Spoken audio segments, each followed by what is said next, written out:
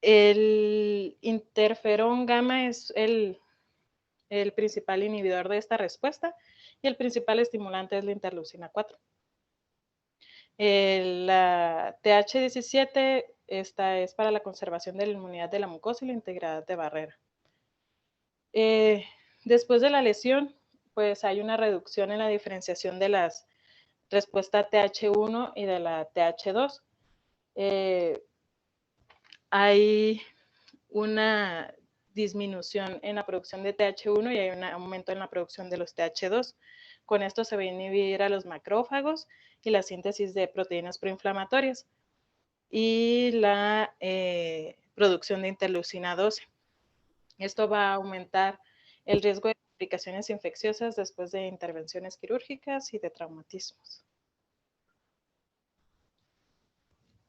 Las células dendríticas se dice, bueno, son células presentadoras de antígenos más importantes. Inician la respuesta de los linfocitos T contra los antígenos.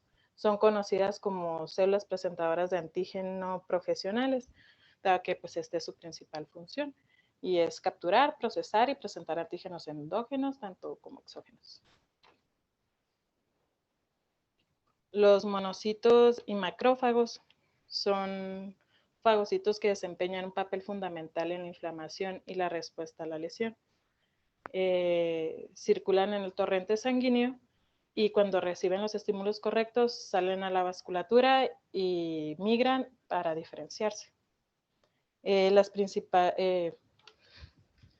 Sus funciones son la fagocitosis de detritus celulares, la liberación de mediadores inflamatorios y el reclutamiento de células inmunitarias en los sitios de lesión. Estos van a tener, cuando se activen en los tejidos a los que migran, pueden tener una activación clásica que es estimulada por los ligandos de los receptores TOL y el interferón gamma. Y se va a caracterizar por la expresión de altas concentraciones de citocinas proinflamatorias como el factor de necrosis tumoral alfa, la interleucina 1 y la 6, y van a aumentar la síntesis de las especies reactivas de oxígeno y de nitrógeno. Estos favorecen una potente respuesta TH1 o pueden tener una activación alternativa que es estimulada por la interleucina 4 y la 13 y van a participar en la reparación de heridas y en el restablecimiento de la homeostasis inmunitaria. Ya por último, hablaremos de los neutrófilos, que son los principales en responder a los sitios de lesión y de infección. Son potentes mediadores de la inflamación.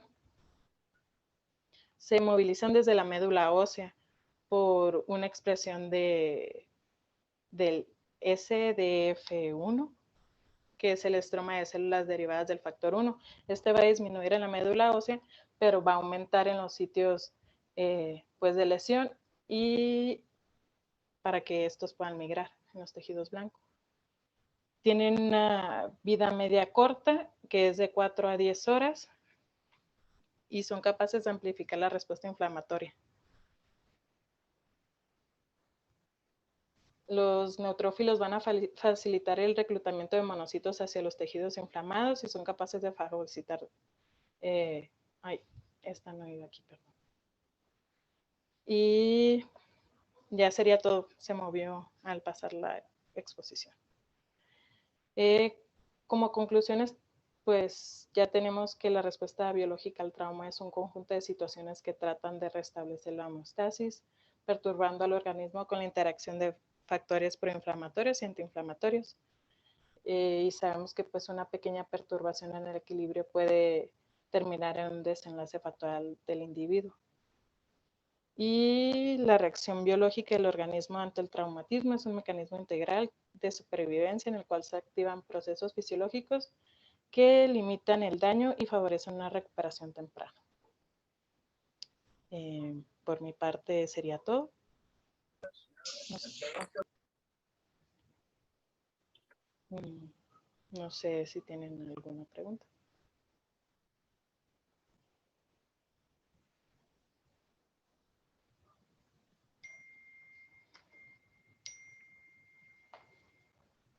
Voy a poner la presentación de mi compañero.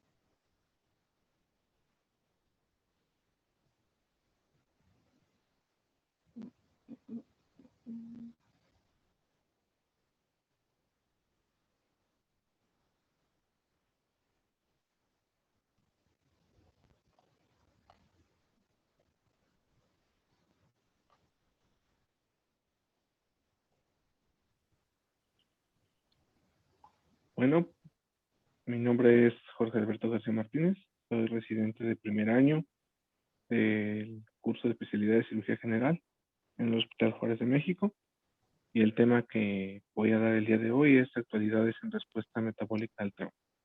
Siguiente, por favor.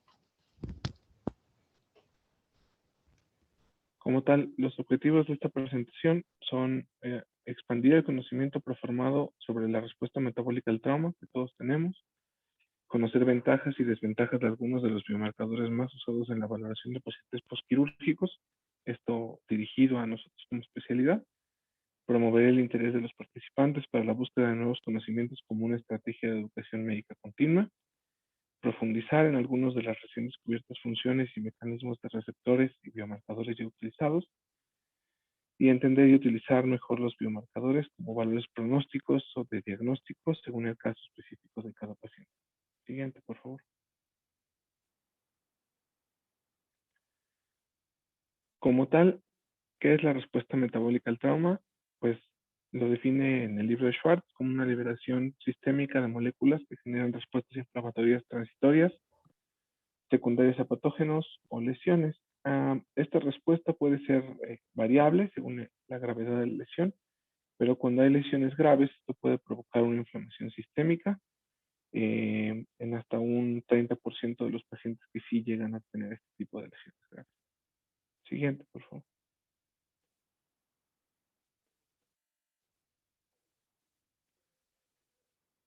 ¿Cuál es la finalidad de este tipo de respuesta? Limitar el daño y mantener la homeostasis del cuerpo es básicamente la función de la respuesta proinflamatoria, y la respuesta inflamatoria que intenta regular o contrarregular esta liberación pues de citocinas o de interleucinas para mantener un equilibrio. Lo vamos a ver un poquito más adelante. Siguiente, por favor.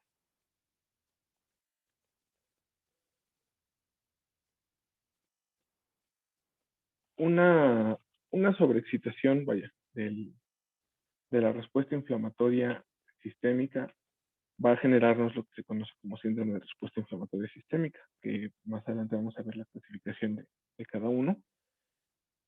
Y el cuerpo posterior a un tipo de lesión de esta magnitud siempre va a tener un contrapeso para evitar que caigamos en alguno de los extremos, y esto nos puede llevar a una disfunción multiorgánica por inflamación, por un proceso inflamatorio que pudiera vaya a prolongarse o ser aún más extremo de lo que pudiera ser, o sea, que fuera una reacción sistémica como tal. La siguiente, por favor.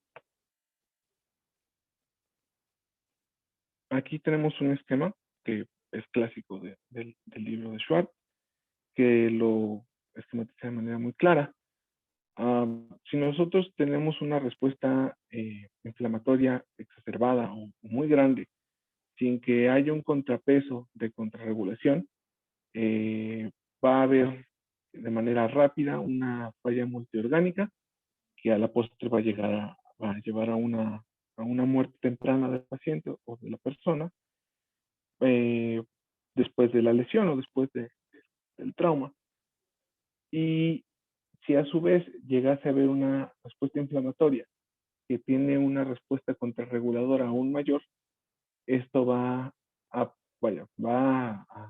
disminuir la respuesta inflamatoria sistémica, pero va a llevar al paciente o a la persona o al individuo a una supresión que también a término va a tener una falla orgánica y pues va a tener, un desenlace fatal, pero a posterior, o sea, no de manera rápida, sino un poco más prolongada.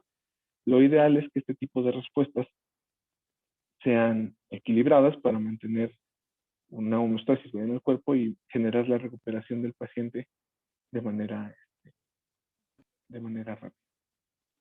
Siguiente, por favor. Bueno, la respuesta biológica al trauma presenta características clínicas que se asocian directamente con una infección. Como lo menciona en el capítulo, ya lo mencionó también mi compañero Alejandro en su presentación anterior, una lesión, vaya, un trauma, tiene respuestas muy genéricas o muy parecidas a cuando hay una infección. Todo esto se da por moléculas llamadas alarminas, o bueno, como también nosotros conocemos, que son las DAMPs y las PAMPs. Yo quisiera aquí que alguno de mis compañeros de R1 me ayudaran a decir cuál sería como la diferencia entre un DAMP y un PAMP. Hola Jorge, soy Ricardo, yo te puedo responder. Sí, gracias.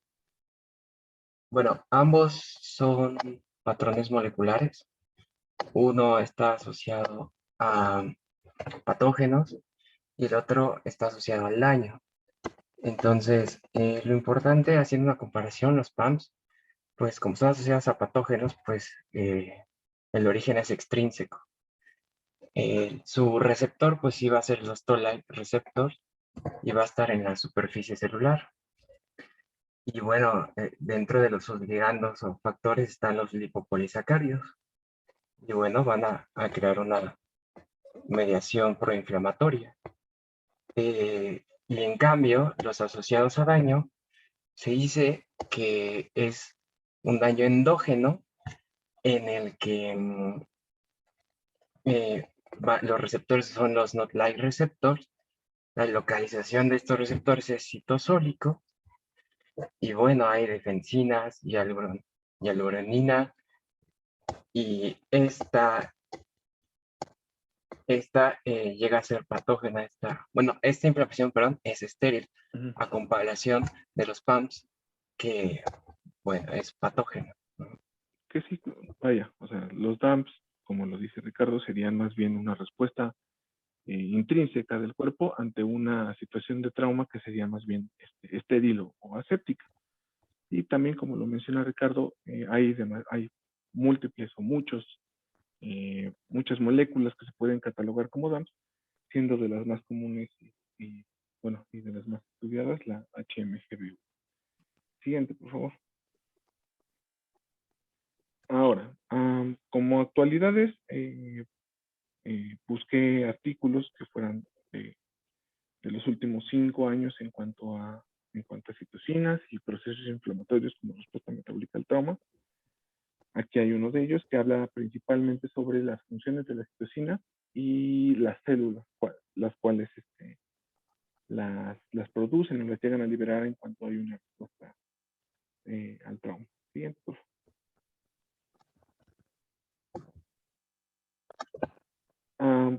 Define a las citocinas como proteínas pequeñas, menores a 40 kilodaltons, que son secuestradas por casi cualquier célula del sistema inmune para mantener la homeostasis o influenciar como tal la respuesta inmune, ya sea de manera proactiva o para contrarrestarla.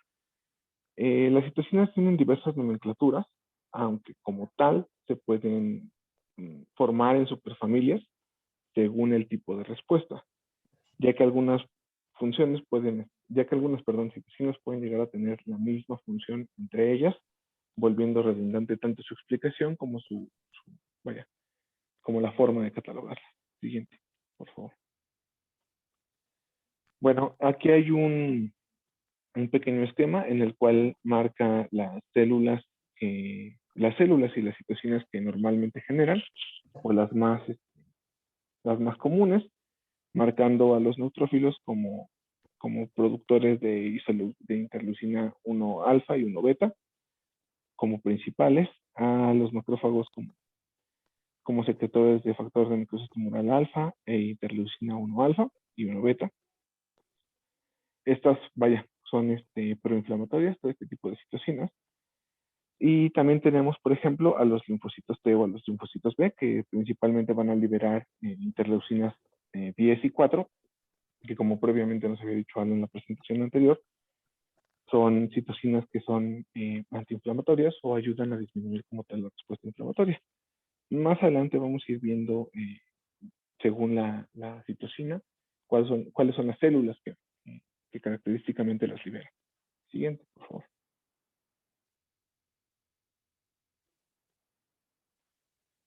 Ok, la interleucina 6, bueno, como todos lo sabemos, juega un papel muy importante en los procesos inflamatorios, ya sean secundarios a una infección bacteriana o a una infección como tal, o secundarios al trauma. La interleucina 6 se compone se compone de 4 hélices y de 184 aminoácidos, principalmente secretado por células T, que serían como las TCD8, monocitos, células endoteliales y fibroblastos. Se ha utilizado esta interleucina sí como un biomarcador para monitorear el estado inflamatorio en pacientes con cáncer, con síndrome de inflamación sistémica o sepsis, ya que un valor elevado, un valor elevado de la interleucina 6 marca o mantiene una respuesta inflamatoria sistémica mientras se encuentra elevado. Se ha catalogado se ha usado para predecir o mortalidad en patología pancreática y cardíaca. La realidad es que en los dos artículos que yo revisé mencionan que no es utilizada de manera práctica o de manera común en la práctica clínica debido a que debido a que sus valores pueden depender mucho del paciente o de la cantidad de infección o de la calidad de la respuesta inmune de los pacientes. Siguiente, por favor. Bueno, la interleucina 1 es igual un receptor proinflamatorio que se encuentra principalmente en monocitos, macrófagos y células dendríticas o de Coffer, además de muchas otras. Posterior a su estimulación por medio de PAMs o DAMs, es como se va a dar la liberación de esta interleucina. Más adelante vamos a hablar sobre el inflamosoma, porque esta interleucina se ve relacionada estrechamente con la función de este complejo multiproteico. Siguiente, por favor.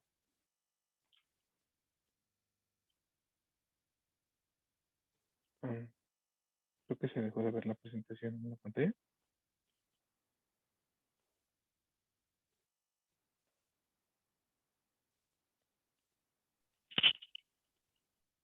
Un segundo, por favor.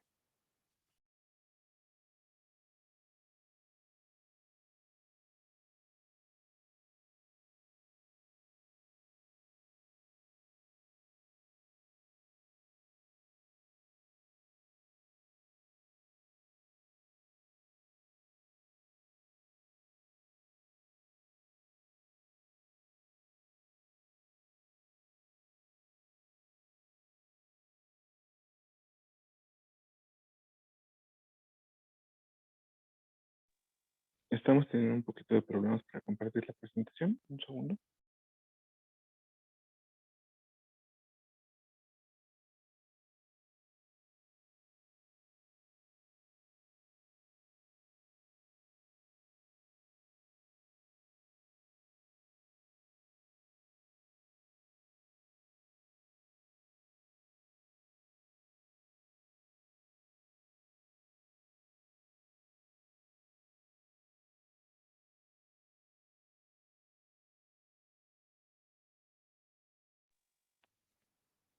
Ya se está reiniciando esto, perdón.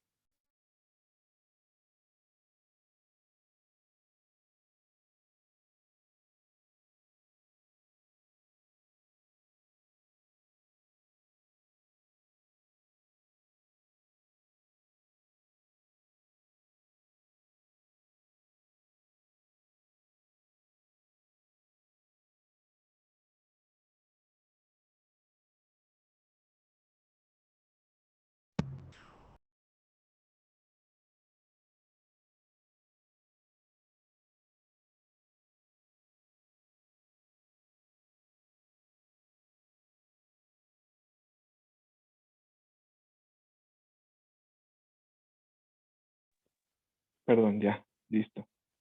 El factor de necrosis tumoral alfa, que fue descrito por primera vez en 1975, es otra de las interleucinas que podemos encontrar. Otra de las proteínas que funcionan como proinflamatorias en la respuesta metabólica al trauma. Esta fue descrita en 1975 como una proteína que puede ser transmembrana o puede ser soluble. Es principalmente producida por macrófagos, linfocitos T, B, neutrófilos y células endoteliales. Y normalmente actúa sobre receptores transmembranales tipo 1 y 2. Siguiente, por favor.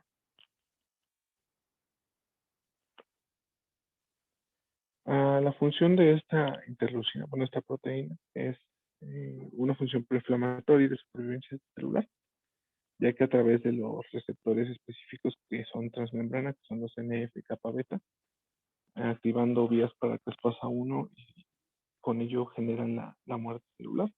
También estimulan al inflamosoma y pues generan la piroptosis o apoptosis, que es la muerte celular programada de las células, secundarias a la respuesta inflamatoria. Este biomarcador también se ha utilizado como predictor de la severidad del trauma y susceptibilidad de la infección. Puede ser utilizado como, bueno, en el artículo lo mencionan, como un biomarcador pronóstico a la entrada intrahospitalaria debido a que ya que elevaciones altas de un factor de necrosis tumoral alta pueden generar, bueno, son predictores de que un paciente puede llegar a generar en el curso de su estancia intrahospitalaria sepsis o falla orgánica. Siguiente, por favor. La interleucina 10 es una citocina inhibitoria que fue descrita por primera vez en 1989. Es un homodímero con 178 aminoácidos por secuencia, producido por todos los leucocitos y linfocitos, siendo los TCD4 las mayores productoras como tal del mismo. Y este va a ser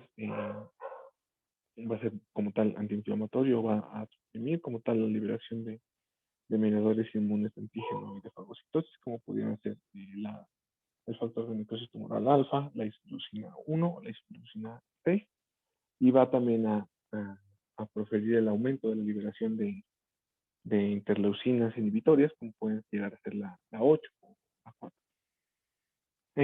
Una sobrelevación de este tipo de interleucina, como lo mencionábamos en el esquema anterior de Schwartz, va relacionado con un mayor riesgo a sepsis, ya que si hay una elevación de este tipo de interleucinas inhibitorias, va a generar una inmunosupresión y al final un mayor riesgo de mortalidad de infección y sepsis en los pacientes.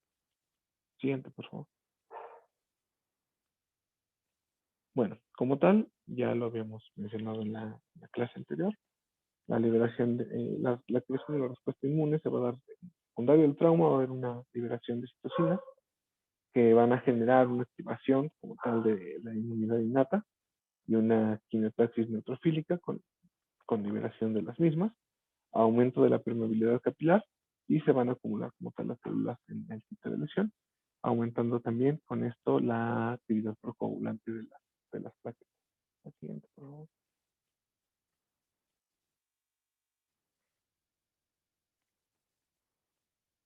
Otro de los artículos que se encontraron o que se ocuparon para esta presentación es una revisión sobre los inflamosomas en los desórdenes o en las enfermedades inmunes después del trauma. Siguiente, por favor. Hay que recordar que el inflamosoma es un complejo multiproteico que va a activar como tal la caspasa 1. El inflamosoma tiene un papel importante, muy importante en la respuesta metabólica al trauma, en la progresión de la respuesta o el aumento de la respuesta inflamatoria y en la prolongación y el daño que se puede llegar a generar en órganos a distancia o en tiempo, vaya, que pueden llegar a ser muy posteriores al momento del trauma. Bueno, como ya dije, es un complejo multiproteico que fue descrito por primera vez en 2002 Fue ubicado en monocitos y linfocitos, además de células endoteliales y epiteliales. Suelen responder a PAMs y DAMs. Principalmente responden a las moléculas asociadas a daño y son más comunes en la respuesta inflamatoria del trombo. Ok. ¿Cómo se va a dar la activación de los inflamosomas? Va a haber una activación de receptores intercitoplasmáticos, que son los que conocemos, bueno, los más comunes que conocemos son los de NLRP3, que son activados por los DAMs, vaya, pudiera ser hasta por un HMGB1.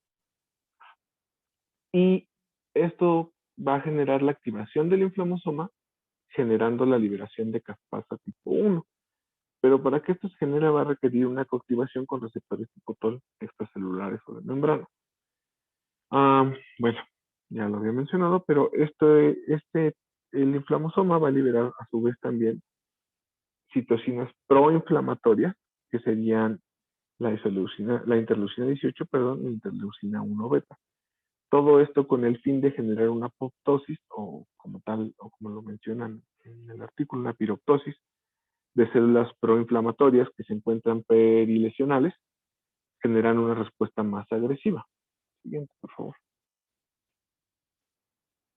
Aquí tenemos un pequeño esquema que se puede observar dentro del artículo, en el cual se observa en la parte, bueno, se observa una célula, se observa la membrana celular, y se ve cómo hay una activación de los DAMs en la parte izquierda de la membrana celular. Hay una activación de los DAMs por medio de los receptores tipo TOL o de los receptores de CLR, que van a activar también a los receptores NF-kappa beta, como habíamos dicho, que principalmente está por la activación del factor de necrosis tumoral alfa.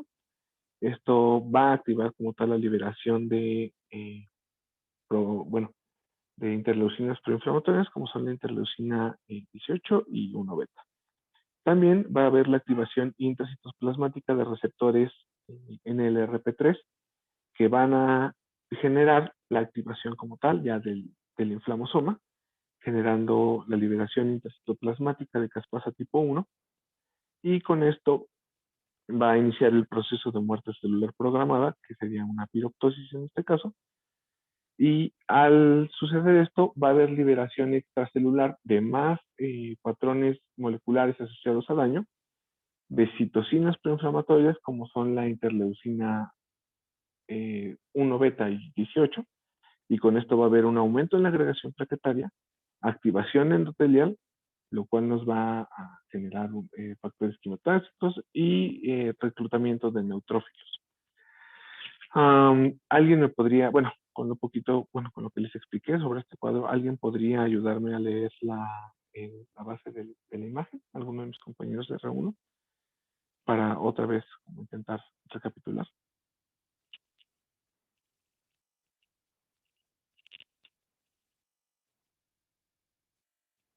Buenas noches, yo te ayudo. Bueno, Gracias, René. los patrones moleculares asociados a daño median la activación del inflamosoma. El inflamosoma requiere dos señales. La primera es la translocación del factor NF-kappa de transcripción, que promueve la expresión de la interleucina 18 y la interleucina 1 beta.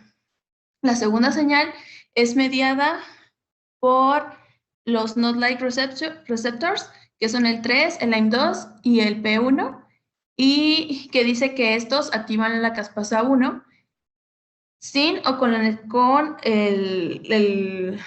¿cómo se dice? El recruitment, alguien que me ayude con esa palabra, es como recabar o recopilar. Sí, con o sin la utilización de la proteína. La movilización, ¿no? Gracias, exacto. La movilización de la proteína ASC. Y pues, bueno, activa la caspasa 1 y que lleva a la formación del inflamosoma y a la secreción de las formas maduras de la interleucina 18 y la interleucina 1 beta. Y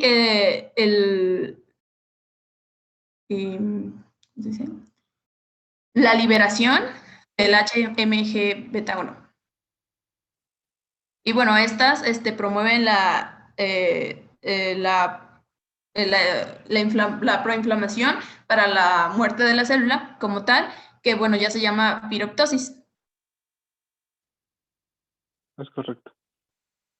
Ok.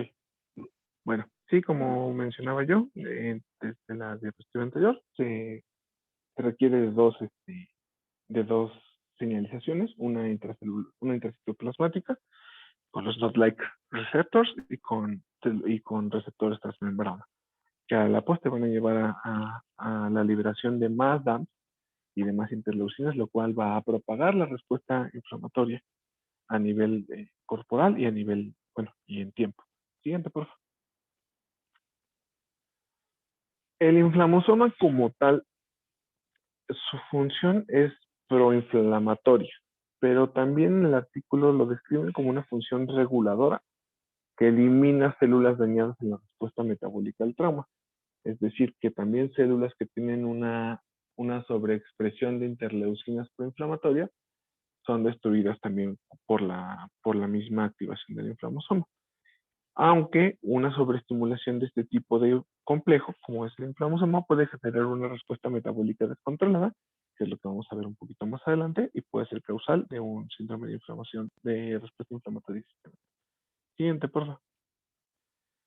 Como tal, a lo que les mencionaba, hay un cuadro igual muy característico del capítulo de respuesta metabólica al trauma en el libro de Schwartz, que nos habla sobre las diferencias entre un síndrome de respuesta inflamatoria sistémica, choque séptico, septicemia e infección. ¿Alguno de mis compañeros me podría ayudar a leer los términos, definiciones y la diferencia, por favor?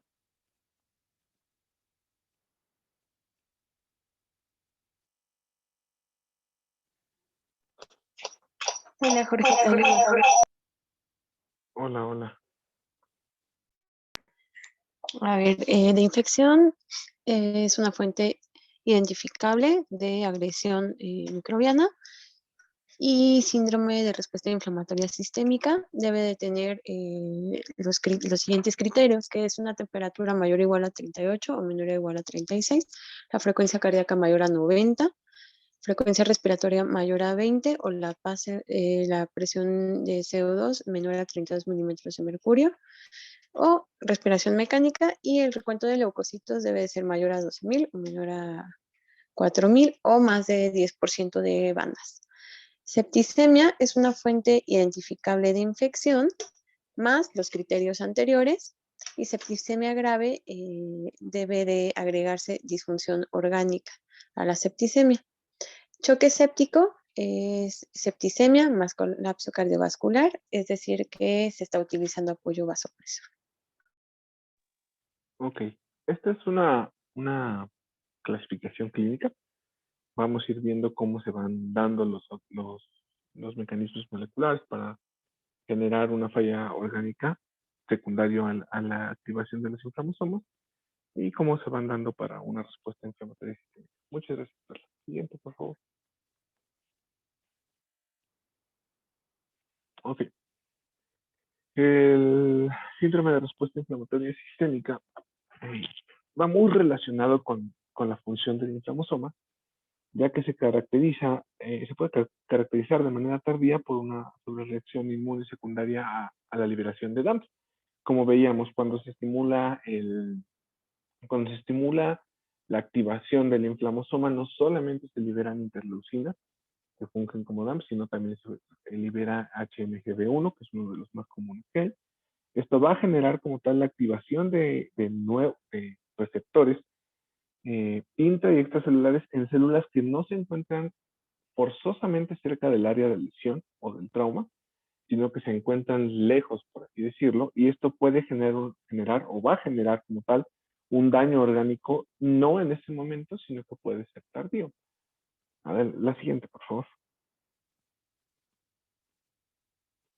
Es por eso que siempre debemos de tener la vigilancia de los pacientes posterior a este tipo de trauma, ya que como podemos ver, aquí hay un pequeño cuadro en el cual lo describe de manera esquemática. que, bueno, en la parte de hasta arriba se alcanza a ver cómo hay una célula. Bueno, los circulitos morados que se ven dentro de los cuadros son los complejos inflamosómicos. Los rayitos van a ejemplificar o esquematizar el daño. Cuando hay una lesión primaria en alguna estirpe celular o un trauma como tal, va a haber una activación de un inflamosoma. El inflamosoma como tal va a generar una liberación de más moléculas asociadas al daño, que va a, como tal, otra vez activar células inmunes que van a generar liberación de nuevas citocinas y aumentar el estado procoagulante de las plaquetas a nivel capilar, a nivel de los vasos, y esto va a generar como tal respuesta al daño, va a generar, bueno, una cascada de reacciones que va a dañar como tal a otras células del organismo que no por ende deben de estar cerca del sitio de lesión y va a generar de nuevo la activación del inflamosoma en sitios lejanos o remotos del sitio del trauma, generando así disfunción orgánica lejana en cuanto a tiempo y en cuanto a distancia, ¿no? Del sitio de la lesión inicial. Como tal, pues bueno, lo que dice la base del cuadro es que un trauma, una lesión inicial va a generar la liberación de grandes cantidades de DAMPs que van a activar inflamosomas en varios estirpes celulares, así como también en células hematopoyéticas, que son plaquetas, neutrófilos, monocitos, macrófagos o células epiteliales y endoteliales. Esto va a generar una activación en cascada de inflamosomas en muchas células que va a aumentar la creación y la liberación de nuevos patrones moleculares asociados al daño, manteniendo un círculo vicioso que va a generar a la postre el daño orgánico y propagar la respuesta proinflamatoria en los pacientes. Así sería como se genera como tal, bueno, una de las visiones de cómo se genera un síndrome de respuesta inflamatoria sistémica. Siguiente, por favor. Ok. El inflamosoma va a liberar, como ya dijimos, de manera inicial cuando se activa el NF-kappa beta, proformas de las citocinas, de las interleucinas 18 y 1B, y ya cuando hay una activación también en conjunto con los NOD-like receptors 3, van a liberarse como tal las isoformas o la forma madura, por así decirlo, de estas interleucinas. Esto ya yendo a nivel de señalización, va a generar en las células de la inmunidad innata y en las células de la coagulación, o bueno, en las plaquetas, que no son tan células, sino que son pedazos muy carecitos, va a generar una mayor capacidad de activación en las plaquetas, y esto como tal va a activar los mecanismos quimiotásicos que va a generar aún más reclutamiento de células o células de la respuesta innata en el sitio de la lesión, y a su vez va a generar la activación de estas células, generando aún más liberación de DAMPs, generando aún más liberación de los inflamosomas, y como decíamos, va a haber de nuevo un círculo vicioso, el cual va a hacer que siga creciendo la respuesta inflamatoria o proinflamatoria. Siguiente, por favor. En cuanto a las plaquetas, el artículo menciona que no son como tal procoagulantes en la respuesta al trauma, sino que se adhieren al endotelio y a los linfocitos y leucocitos circulantes después de ser activadas por ROTAM.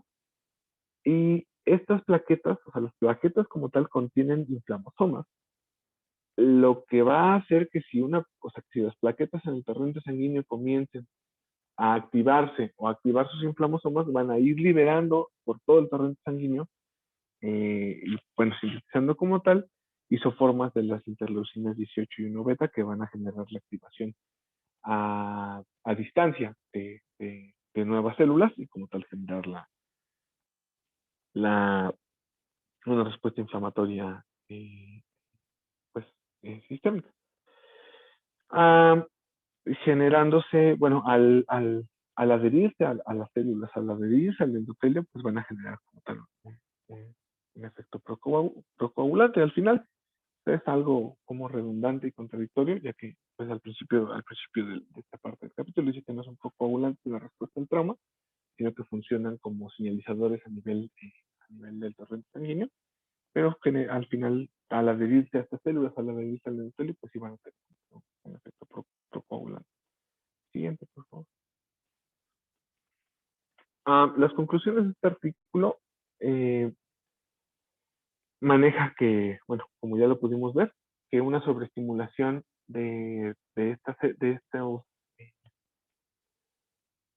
moléculas, de estos complejos multiproteicos, va a generar una mayor liberación de estas citocinas, como tal, generando un estado proinflamatorio sostenido y constante que va a aumentar la mortalidad o el riesgo a una falla orgánica tardía en pacientes con características de este tipo. Ya también observamos que el rol del inflamosoma y los productos que genera y la importancia sobre la posible caracterización a futuro de marcadores predictores de un síndrome de respuesta inflamatoria sistémica. Por tanto, la inhibición temprana de los factores liberados por el inflamosoma pudiera ser una diana, pues sí, un blanco en las terapias, en las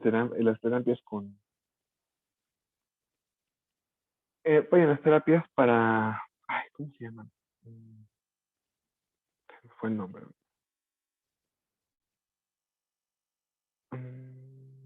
En las terapias de anticuerpos monoclonales para disminuir la activación o como tal la liberación de este tipo de interleucina, cerrando así o cortando así el círculo vicioso que estos pueden generar y como tal generar la respuesta inflamatoria sistémica. Siguiente, por favor.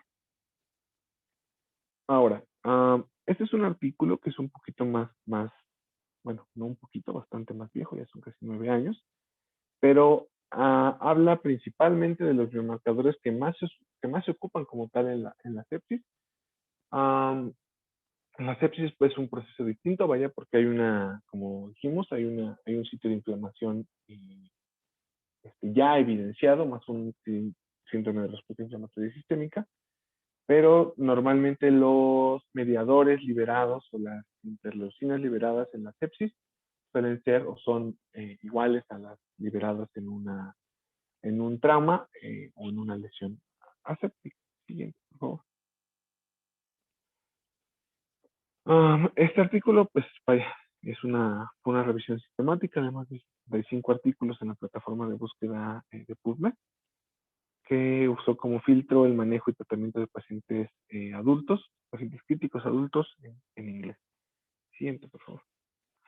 ¿Qué es un biomarcador? Estos lo definen como parámetros biológicos que proveen información sobre el estado normal o patológico de un individuo o una población, que va a generar la comprensión de diferentes enfermedades en variados aspectos como el tratamiento, prevención, diagnóstico y progresión de la enfermedad, respuestas a la terapia, evaluación experimental, toxicológica de medicamentos o pesticidas, medición de riesgo vital y epidemiológico, además de evaluación de la intervención terapéutica, entre otros.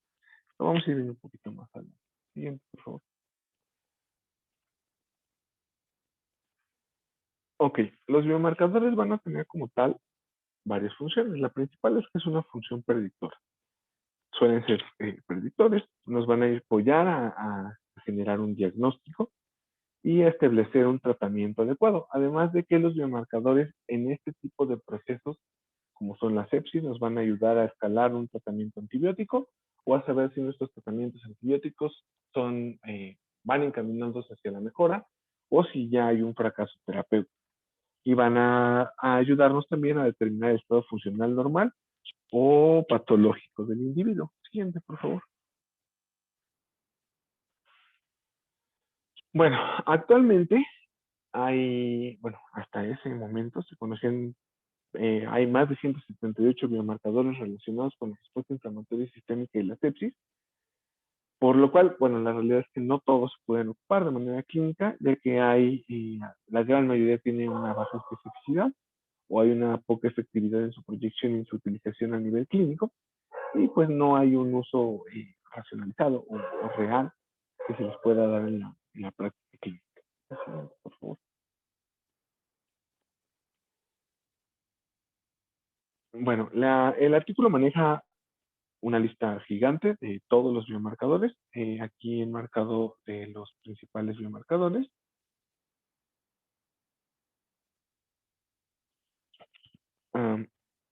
Aquí de los principales biomarcadores que están marcados con azul. Los principales, como ya habíamos visto, son como tal la interleucina 1 y la interleucina 1 beta. Quisiera que algunos de mis compañeros me ayudaran a leer los biomarcadores o las interleucinas que están marcadas como tal en azul, y como tal los comentarios que maneja el artículo en el uso a nivel clínico de las mismas, si fuera posible.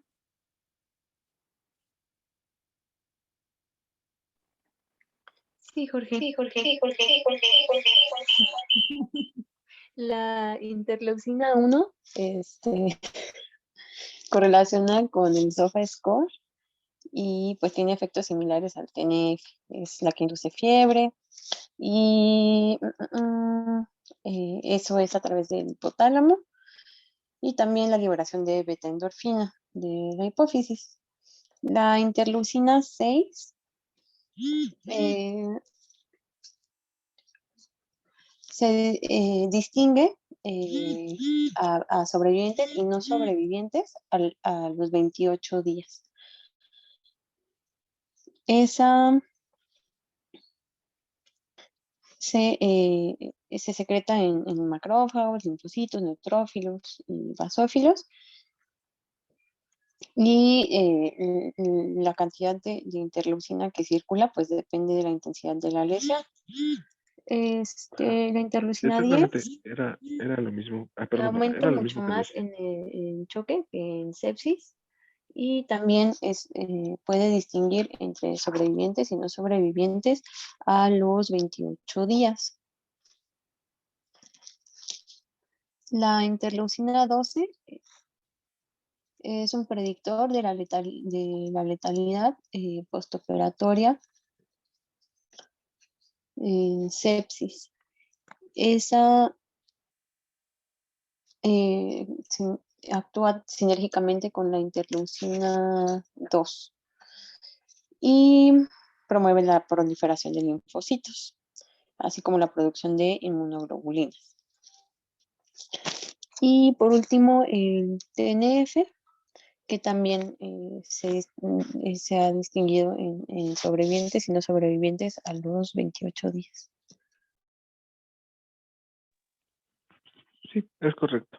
Justamente como lo marcábamos al inicio de la presentación, con la definición de las interleucinas, se puede observar aquí que la interleucina 6, el factor de necrosis tumoral alfa y la interleucina 1 son relacionados con la supervivencia de los pacientes que ingresan después de un trauma o al inicio de una sepsis, con la supervivencia de los 28 días. Es decir, que los pacientes que sobreviven después, o bueno, que son supervivientes posterior a 28 días del inicio de la sepsis, suelen tener niveles de interleucina 6, factor de necrosis tumoral alfa, y de interleucina 1, no tan altos como los pacientes que fallecieron. Por eso bueno, lo vamos a ver más adelante, pero bueno, ya lo vimos así. Por eso lo ideal sería que los valores de este tipo de interleucinas se midieran de manera inicial al ingreso hospitalario para tener un valor predictor sobre estos pacientes. La interleucina 10, 8, son más elevados en pacientes con sepsis, falla orgánica múltiple, porque son interleucinas que suprimen la respuesta inflamatoria sistémica, como habíamos dicho. Igual generan un mayor riesgo de inflamación, por lo tanto de que si tienen sepsis, un mayor riesgo de mortalidad. Siguiente, por favor. Los receptores FC, que son como tal los mismos receptores de los anticuerpos, son ocupados o se ocupan ocupado en los scores de Apache y normalmente suelen ser aumentados en pacientes que tienen sepsis comparado con pacientes que no la tienen. Otro tipo de biomarcadores como receptores, igual de DAMPs, suelen ser los RAGE, que son igual, si son receptores que están elevados, ya que son principalmente activados por las interleucinas 6 y el factor tumoral, suelen ser también marcadores de supervivencia a los 28 días desde el inicio del cuadro de la sepsis. Siguiente, por favor. El lactato, que igual va a ser un predictor de mortalidad a los 28 días después del inicio de la sepsis, y también nos va a ayudar a valorar las respuestas de los pacientes a la terapia, ya sea antibiótica o hídrica o de reanimación. La lactoferrina, que nos va también a ayudar de manera pues más específica a conocer la respuesta o si hay o no fracaso de los tratamientos. Siguiente.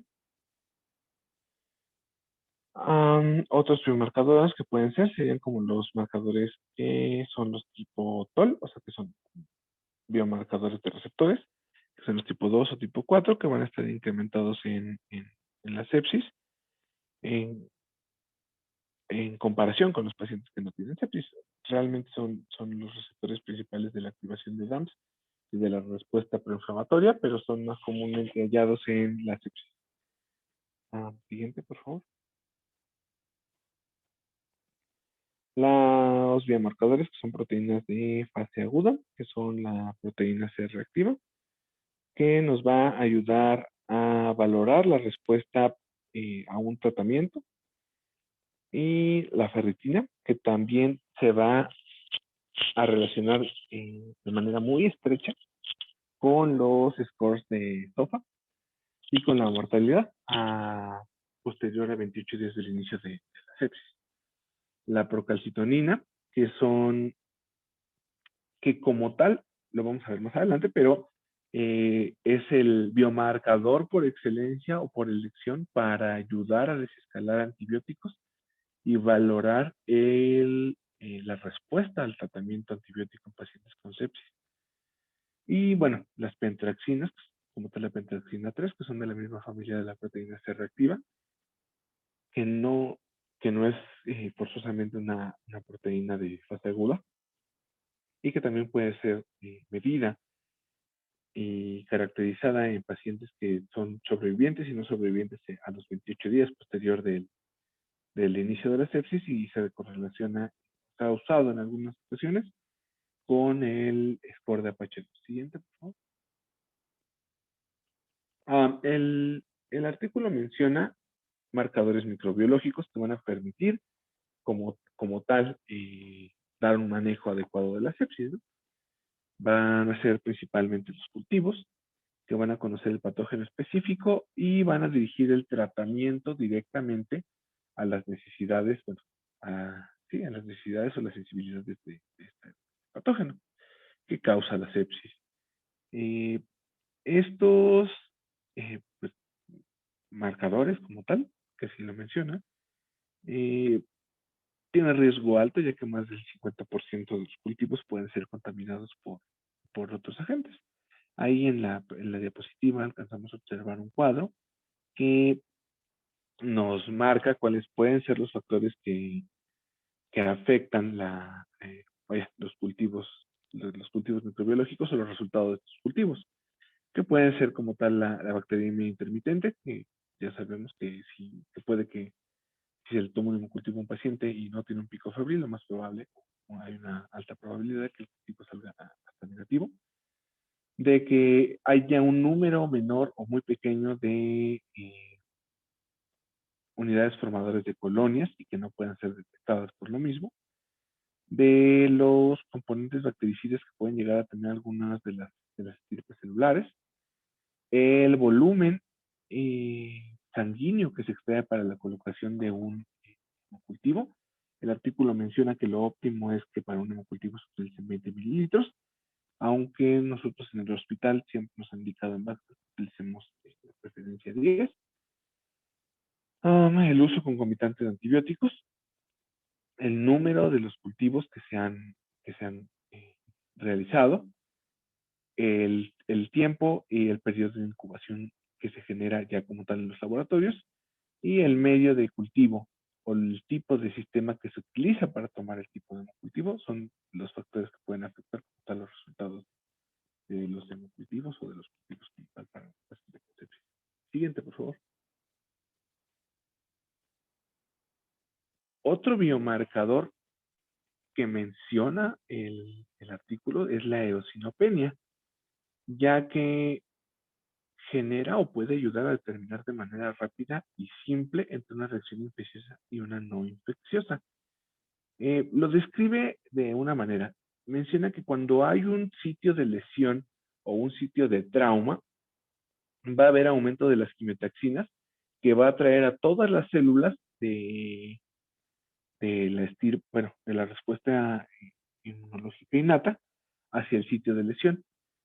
En la revisión dice que hay en los artículos que se revisaron sobre este tipo de marcadores o como este tipo de marcadores, mencionan que suelen ser más efectivo que la proteína C reactiva en un diagnóstico rápido de infección, de manera no específica, pero menos efectivo que la procalcitonina.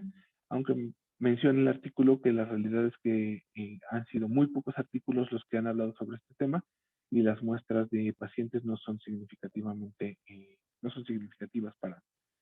para decir que sí es un artículo, que sí es un biomarcador confiable. La siguiente, por favor. Los marcadores bioquímicos. Ahora sí, alguno de mis compañeros, bueno, vamos a hablar primero de la proteína C reactiva. ¿Alguno de mis compañeros me podría ayudar a decirme dónde se produce la proteína C reactiva?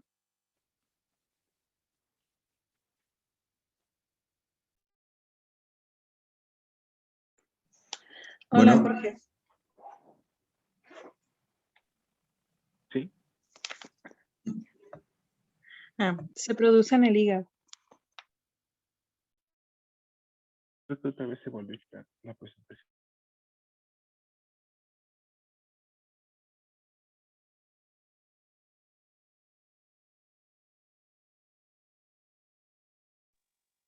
Creo que se volvió a quitar la presentación otra vez. Ok. Bueno, la proteína C reactiva, como les había dicho hace un momento, forma parte de la familia de las pentraxinas. Fue descubierto en 1930 cuando se aisló el plasma de los pacientes que tenían infección o neumonía por Streptococcus pneumoniae. Sí, como dijo Perla, es una proteína F aguda que se produce en el hígado como como resultado de una estimulación causada por las citocinas que ya hemos visto. La vida media de la proteína C reactiva es de 19 horas en un aproximado, con un valor normal aproximado de 0.8 miligramos sobre el litro. Y un valor elevado va a ser característico de cualquier tipo de proceso inflamatorio. Esa es una de las ventajas que tiene este marcador, ya que cualquier tipo de infección, cualquier tipo de lesión va a elevar también la proteína C reactiva. Siguiente, por favor. Ahora, coloqué un artículo que habla como tal de las pentraxinas, que son la familia de la proteína C reactiva, y los receptores FC, que habla como tal del funcionamiento de la siguiente, por favor. La proteína C, las pentraxinas son moléculas de reconocimiento de patrones con especificidad por membranas celulares dañadas y los componentes nucleares y antígenos bacterianos. El principal ligando de la proteína C reactiva va a ser la fosfocolina, y a diferencia de otras de las pentraxinas que son más conocidas, que es el componente sérico amiloide P, la proteína C reactiva va a tener una concentración normal de menos de 1 microgramo y puede llegar a subir hasta cientos de veces más en una reacción inflamatoria, ya sea de trauma o siguiente, por favor. Esta es una imagen esquemática de las dos pentraxinas que se ocupan más, son más conocidas. bueno, se conoce, son pentaxinas ya que tienen una estructura pentamérica. La que se encuentra en color azul es la proteína C reactiva y la que se encuentra en color morado es el componente sérico amiloide P. Como tal, dice que las hélices de color verde que se encuentran en la parte baja de la proteína C reactiva son los enlaces de fosfocolina, que dijimos que era el ligando principal de la proteína C reactiva. Y bueno, abajo está igual el componente sérico de amiloide P con sus componentes y su superposición estructural.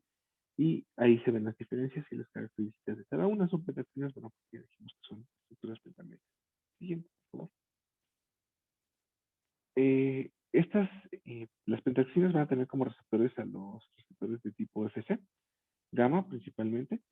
Se han hecho, bueno, el artículo menciona que se han hecho muchos estudios comparativos de distintos receptores de este tipo, estableciendo que el receptor más específico para la proteína C reactiva es el receptor FC gamma R2A, que se encuentra principalmente en los neutrófilos y monocitos, siendo alelo específico. Y la activación de estos receptores va a tener como resultado la opsonización y la liberación de citocinas proinflamatorias en las células. Siguiente, por favor. Aquí hay una tabla que habla sobre, bueno, que compara las dos pentaxinas. La realidad es que la que más ocupamos nosotros como biomarcador es la proteína C reactiva, que es una que como marca en la tablita, que a lo que a nosotros nos interesa es la tabla del lado superior izquierdo, que es la comparación en un humano, es que pues sí, ¿no? O sea, es una perdón, un reactante de fase aguda, la concentración y pues bueno, la, Oye, Jorge, perdón que te interrumpa. sí, doctora. ¿Te falta mucho para acabar la clase? No, doctora, de hecho ya son algunos, ¿cómo se llama? No, la realidad es que no, me faltan como unas 12 diapositivas, pero son rápidas. Ok, para que termines el tema y ya Ok, sí, doctora. ya no nos demoremos tanto, ya son las 9, ¿va? Sí, doctora, no me tardo, 10 minutos sería mucho. Ok. Ok. Bueno, siguiente, por favor. Bueno, como les decía, este tipo de receptores, junto con la PCR, van a aumentar la producción de interleucina 10, que van a mejorar la protección en los pacientes contra una síndrome de respuesta inflamatoria sistémica en sujetos no inmunocomprometidos. Y pues vaya, la concentración de este receptor aumentada va a generar mayor protección ante sepsis, evitando una sobrerespuesta inmune en una prueba clínica, que han sido cuantificados en humanos. La sensibilidad asociada al diagnóstico de la infección con proteína C reactiva puede ser de entre un 67 y un 93% por sí sola, pero si hay agregado fiebre en el diagnóstico o en el uso de este tipo de biomarcadores, puede llegar a ser hasta un 100%. Y valores mayores a 100 miligramos sobre decilitro aumentan o pronostican un mayor riesgo de falla orgánica múltiple. Los pacientes que no reducen valores elevados de proteína C reactiva después de 48 horas van a permanecer con un riesgo alto de mortalidad. Siguiente, por favor. La proteína C reactiva se puede utilizar, como ya les había dicho, como un biomarcador que nos ayuda a escalar el antibiótico, ya que se ve directamente proporcionado por la presencia o no de la infección, siendo las 48 horas posteriores, como mencioné en la diapositiva anterior, al inicio de la terapia antibiótica, el umbral para determinar la efectividad o el fracaso de la terapia antibiótica. Se debe tomar en cuenta que la PCR como limitante va a tener que se puede elevar en cualquier tipo de proceso inflamatorio o infeccioso y los pacientes con falla hepática pueden evidenciar la magnitud de la lesión hepática más allá de la ausencia de infección. Otro de los biomarcadores es la procalcitonina, que es una prohormona de la calcitonina que es normalmente producida por las células de la tiroides con valores normales menores a 1 nanogramo sobre mililitro. Se produce generalmente y únicamente en la tiroides, pero cuando hay un foco infeccioso se puede producir en todos los órganos de tipo parenquimatoso. Y los valores se elevan inicialmente hasta 4 horas después de que se estableció el foco infeccioso y alcanzan un pico máximo entre las 8 y 24 horas posteriores. Los valores mayores a 25 nanogramos de este biomarcador son representativos de infección, pero valores menores a este no son valorables como un proceso infeccioso. Es el marcador, como les dije al inicio de la presentación, es el marcador más confiable de procesos infecciosos en sepsis, aún en pacientes con VIH e inmunocomprometidos. Es un biomarcador eficaz como diagnóstico de infección en sepsis o como sepsis causante del síndrome de respuesta inflamatoria sistémica, perdón. Aún mejor que la proteína C reactiva. Y su uso y efectividad va a mejorar cuando la toma es secuenciada. Siguiente, por favor. Como marcador pronóstico de mortalidad a 90 días, es muy efectivo. Como decíamos, valores mayores a 1 nanogramo sobre mililitro al ingreso o menos de 0.5 nanogramos sobre mililitro en el día 7 van a dar un pronóstico desfavorable en cuanto a la mortalidad del paciente. Y los estudios o clasificaciones de riesgo que no utilizan procalcitonina como un valor de referencia al ingreso han demostrado una disminución en la efectividad de sus pronósticos. Siguiente, por favor. Como tal, la función de la procalcitonina es que es eficaz para desescalar antibióticos, demostrando que un seguimiento secuenciado de la procalcitonina nos va a ayudar a determinar un estado de infección, mejorando en el tiempo y en forma el uso de los antibióticos y desenlaces posteriores a riesgos asociados a la sepsis, como la mortalidad o una infección más severa que pudieran condicionar un riesgo superior al paciente. Siguiente, por favor. No existe un punto de corte como tal específico y va a depender de la apreciación clínica según el área donde se utilice este tipo de biomarcador.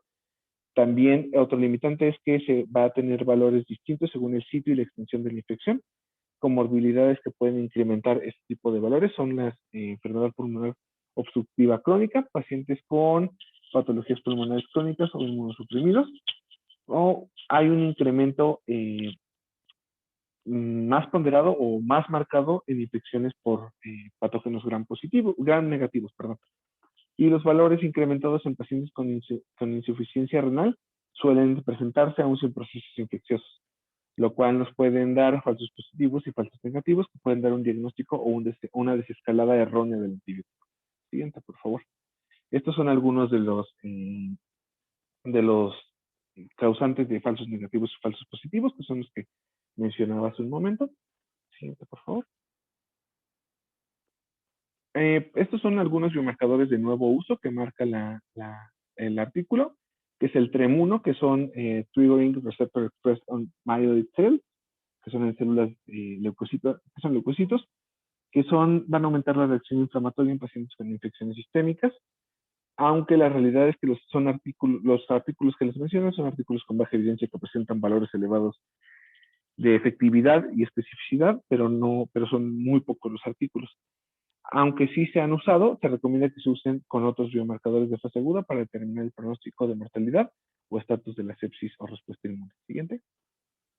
Pues la limitación, no hay un consenso en el punto de corte, son técnicas usadas, las técnicas usadas en la medición de los mismos biomarcadores son distintas en cada uno de los artículos y los valores y resultados son heterogéneos en cada uno de los artículos. Siguiente, por favor. Otro biomarcador es la presepsina, que es como tal la unión de CD14 más lipopolisacáridos más proteína de unión a lipopolisacáridos. En los pocos artículos que se revisaron demostraron mejores resultados que la unión de biomarcadores como interleucina 6 y PCR. Y bueno, demuestran que son más efectivos en el pronóstico del desenlace en pacientes, incluso más que la procalcitonina. Se supone que son de uso rápido y se pueden evidenciar con un cassette de ELISA con un resultado en menos de 17 minutos, aunque no cuenta con estudios suficientes actualmente para considerarlo como una opción que sustituya a las anteriores. La interleucina 6, ya lo habíamos mencionado, que los niveles altos de este marcador están relacionados de manera estrecha con falla multiorgánica e inclusive la muerte. Se pueden utilizar para pronóstico de gravedad y mortalidad 28 días después del inicio de la sepsis, y en pacientes con sobrevivencia a sepsis se han encontrado valores a menos de 1000 picogramos sobre mililitros y elevados en pacientes fallecidos. Como tal, conclusiones de este artículo serían que no existe un biomarcador que por sí solo genere diagnóstico de infección e inflamación. Se debe de generar puntos de corte en los biomarcadores actuales para generar certeza diagnóstica. Los estudios sobre el uso de estos biomarcadores deben centrarse en grupos más grandes, con confiabilidad mayor, evitando repetir estudios con poca población.